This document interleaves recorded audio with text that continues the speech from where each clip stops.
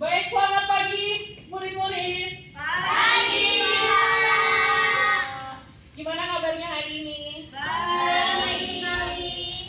Jadi untuk pelajaran bahasa Indonesia kali ini kita akan menjelaskan mengenal dan memahami puisi rakyat. Untuk puisi rakyat bentuk puisi terikat yang berasal dari tradisi lisan dan diwariskan secara temurun. Ciri utamanya adalah aturannya yang baku seperti jumlah suku, jumlah baris, jumlah. Baik, silakan. Selamat pagi Bapak Rama. Selamat pagi Pak Syamil.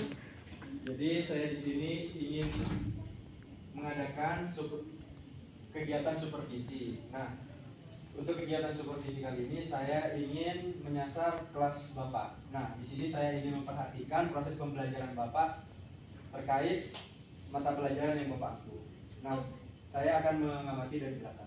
Baik Bapak, silakan saya mengajar.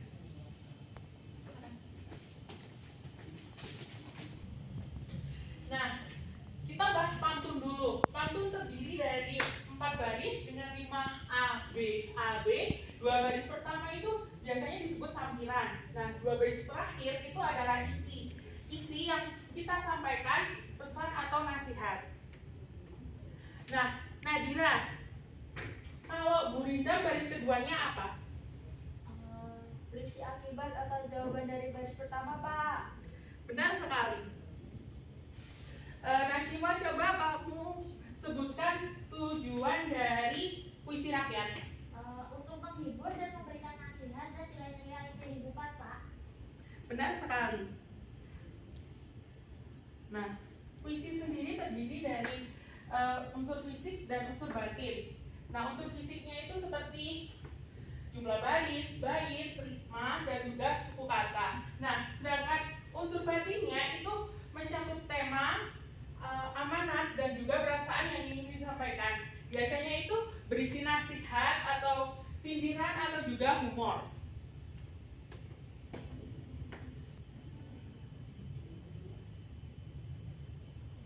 Nah, ini adalah ada contoh pantun, contoh gurindam, dan juga contoh mantra. Kita coba contoh pantun ya, nanti kalau aku baca satu baris, anak-anak bisa bilang cakep ya? Iya, Pak. Oke, berakit-rakit ke hulu, Cakep. berenang-renang ke tepian, Cakep. bersakit-sakit dahulu, bersenang-senang kemudian. Nah, jadi ini tuh bersisi nasihat di baris 2 terakhir atau baris 3 dan 4 di pantun.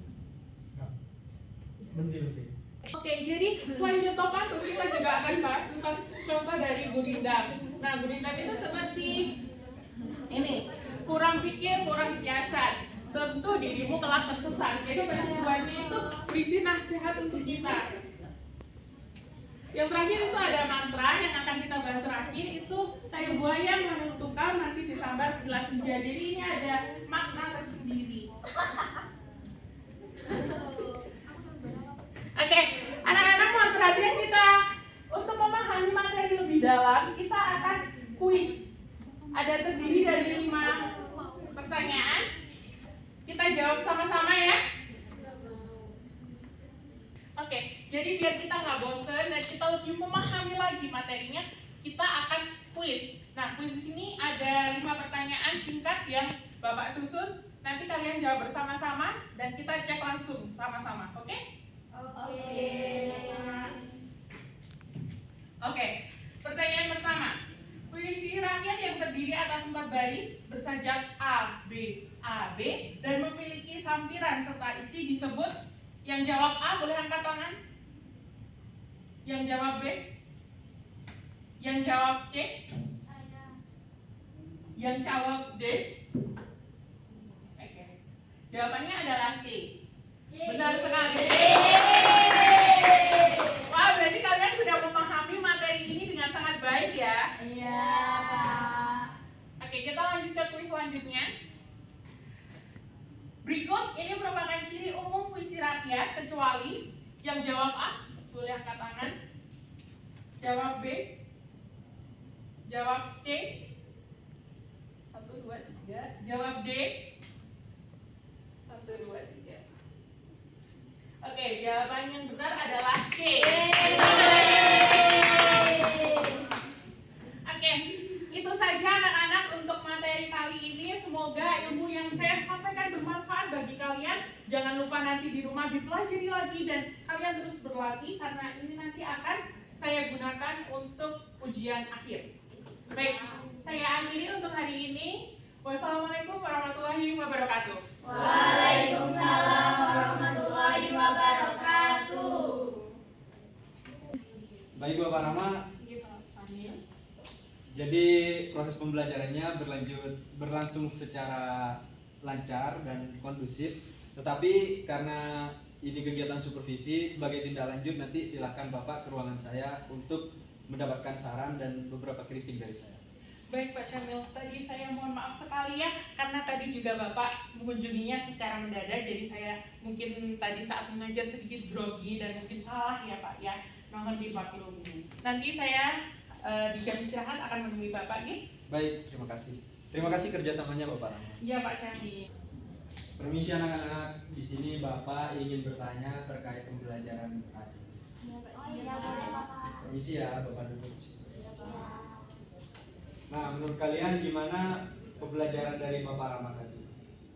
Menurut saya Pak, itu membantu banget Pak. Jadi saya bisa bedain mana yang sampiran, mana yang isi. Karena pada PPT yang disampaikan oleh Bapak Rama tadi itu warnanya beda-beda Pak. Jadi saya dapat membedakan mana yang sampiran, mana yang isi.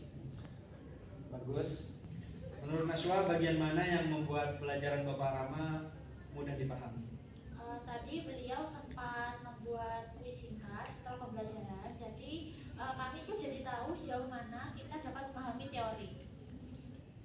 Baik, terima kasih. Bagaimana menurut Nabila? Menurut Nabila, bagian mana yang paling menantang dari pembelajaran Bapak Rama? Mungkin pas bagian 5 Pak, kita harus cari kata yang bunyinya sama di akhir. Itu membuat. Menurut Nabila, bagian mana yang paling susah dari pembelajaran Bapak Rama? Mungkin pas bagian 5 Pak, kita harus cari kata yang bunyinya sama di akhir baris supaya jadi puisi yang benar. Baik, terima kasih informasinya. Cuma itu yang ingin Bapak tanyakan. Terima kasih atas waktunya ya. Terima kasih Bapak. Terima kasih Bapak Rama sudah datang meluangkan waktunya. Bagaimana perasaan Bapak Rama setelah mengajar tadi? Terutama ketika kehadiran saya mendadak ke kelas. Jujur saja ya Pak Syamil, tadi saat Anda pertama masuk saya jujur kaget karena juga tidak ada pemberitahuan. Jadi saya mungkin tadi menanggapinya agak grogi. Bagus. Terkait proses pembelajarannya menurut saya sudah cukup bagus. Namun saya ingin menyampaikan beberapa poin hasil pengamatan saya selama proses pembelajaran tadi.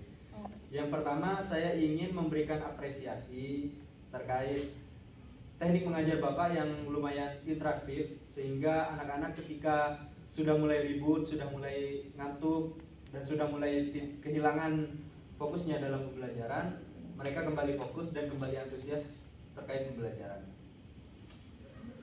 Dari PPT untuk sarana pembelajarannya sudah cukup bagus juga. Visual yang ditampilkan membuat anak-anak juga menjadi antusias. Dan saya tadi secara rahasia mengunjungi beberapa anak murid Bapak. Saya menanyakan beberapa hal, ternyata mereka cukup paham dengan materi yang Bapak sampaikan. Nah, akan tetapi mereka juga memiliki beberapa kesulitan. Tapi terkait penguasaannya, Bapak sudah cukup baik. Benar sekali Bapak, tadi kan saya memang agak mengejar waktu agar bisa masuk ke sesi latihan soal. Jadi untuk mendalami materinya, jadi tidak sekedar teori tapi kita langsung praktek langsung. Baik, namun ada beberapa kritik yang ingin saya sampaikan terkait proses pembelajaran tadi. Yang pertama, saya perhatikan cara Bapak dalam menjelaskan pantun dan gurindam itu transisinya terlalu cepat. Jadi tadi ada beberapa siswa di samping saya sepertinya masih bingung dengan materi tersebut. mereka bingung antara sampiran pada pantun dan syarat pada gurindam. Jadi menurut saya Bapak perlu menyesuaikan pacing dalam mengajarnya dan juga memperhatikan proses belajarnya siswa satu-satu. Jangan hanya mengajar, tapi tidak melihat bagaimana siswa itu paham tidak dengan penjelasan Bapak. Karena tidak semua siswa itu bisa fokusnya itu terjaga sepanjang waktu. Jadi Bapak harus menstimulasi fokus mereka lagi. Baik, terima kasih Bapak Syamil atas masukannya. Saya kedepannya akan mencoba menekankan lebih jelas lagi tentang materi yang penting seperti bait syair tadi atau juga tentang isi dari gurindam.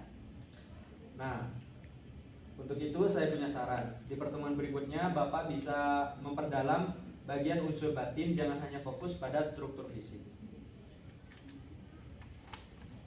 Bapak juga perlu untuk menggali dan mengajak anak-anak untuk menggali amanat atau pesan moral yang terkandung di dalamnya. Jadi anak-anak itu bukan cuma seru-seruan ketika pantun cakep gitu, tapi juga mereka itu memahami apa yang terkandung di dalam puisi, gurindam, dan syair-syair tersebut.